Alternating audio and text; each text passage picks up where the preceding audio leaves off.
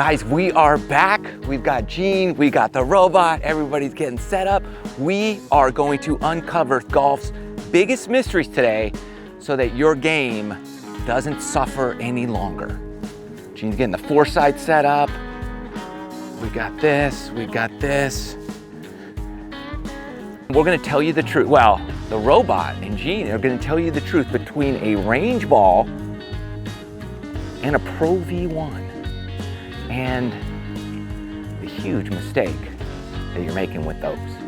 Special thanks to the Havens Golf Club for allowing us use of their range and facility. Link in the video description below for this place if you're ever in San Diego and want to check it out. Awesome club, the Havens. We're doing some good stuff around here. It's a good spot.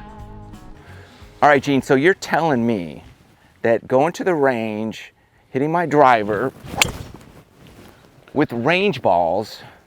So I can just tell you right there. Yeah. You smoked that. I did. We've already looked inside out. That ball started inside out, and as it started drawing, it turned to the right. It was a draw fade. It was a draw fade, which is almost impossible to do. And that's crazy. Just that shot right there, which we were just going to do just to show that I watched the ball do exactly what we were talking about. What's worse, hitting range balls with your driver or let's say a short iron? Here's my 9-iron. So I think using the range balls should be, once again, to warm yourself up and get you. There's an old saying, you show up on the range to find out what game you brought that day. Yeah. Did you bring a game where you're drawing the ball? Did you bring a game where you're fading the ball, where you're hitting the ball low, where you're hitting the ball high? That's what you should be looking at and warming yourself up. You shouldn't be looking at accuracy. What do you guys think? Which one of these is worse to hit with range balls? The driver or the short iron? Results are coming.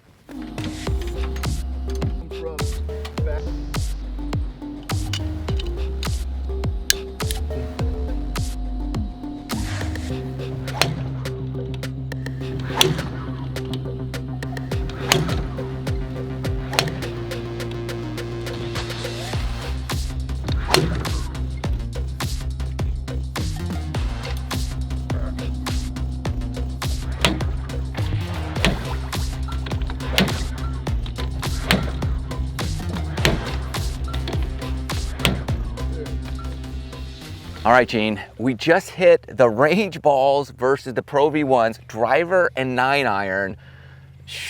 I think they're shocking results. What do we got? Yeah. Well, first off, let me do a little caveat on range balls, okay? Okay. So range balls can mean anything from the highest end country club where they're Pro V1s down to beater balls that don't have any dimples on them. And come on, we know, we've all seen both.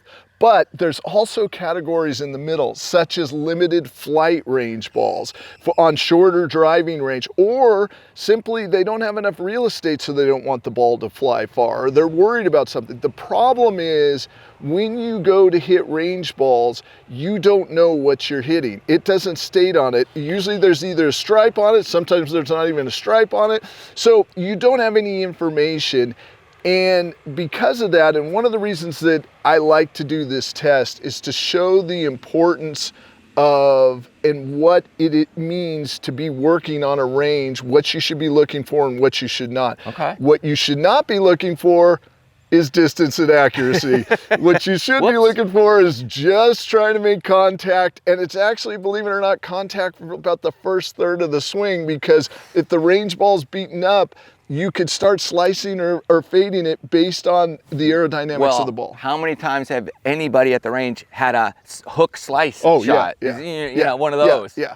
Throwing knuckleballs out there. Throwing knuckleballs out there. Or how many people have gone to the range and gone, all right, I hit my 8-iron about 150 yards. Man, why am I hitting it so short today? I got a club up. No.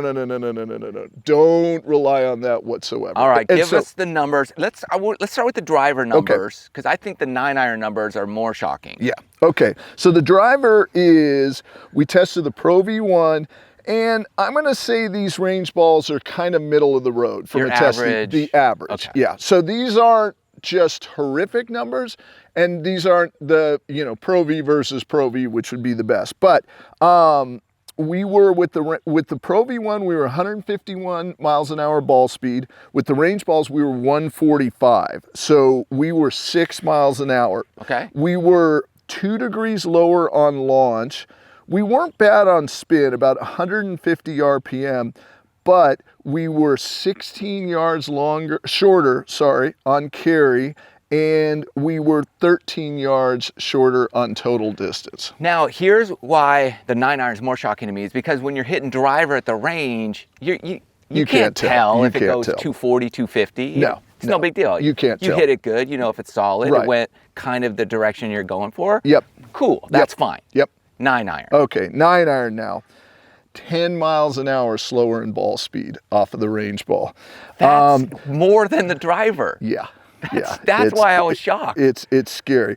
15 yards on carry, which is the number that you're looking at when you land. So you're warming up. Yep. Your range ball 9-iron's going 130. Yep. And you get to the course and you hit it 145 on the first hole. Yep. Exactly. And because you're expecting what you saw in the range, and 13 yards total. So yes, the range balls 15 yards shorter and double the dispersion. So the balls are spraying all over the place. And this is with a robot.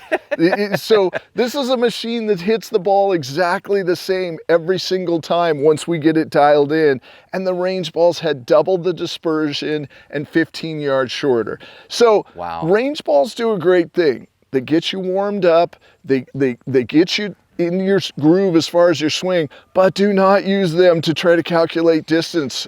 This is why I'm a huge supporter of these launch monitors like Foresight, because you can spend the money on one of these and put it in your garage and hit into a net and get accurate results. And actually over the course of a long, couple years, you're actually going to save money doing that. 100%. Because now, once again, these are the real practical applications, like you said. You can find out. One of the greatest issues that I think the average golfer has is they don't know the gapping. They don't know their true distances. And so here's the thing about launch monitors now. You can have a net. You can have a sim in a box for Foresight. And you know what? Instead of Netflix and a bottle of wine, you can go and play Pebble or work on your game and actually find out what your distances are. And once you find those out, you're going to lower your score and you're going to have more fun on the golf course. I think using this at home will save you more shots than just going to the range and getting unknown kind of results. I could not agree with you more. Well, Gene, 100%. Thanks so much for all the data, insight. You're the scientist of golf data, you and the robot. Good stuff. Thank you. Always a pleasure, my man. Hope it helped. Love you guys. Peace.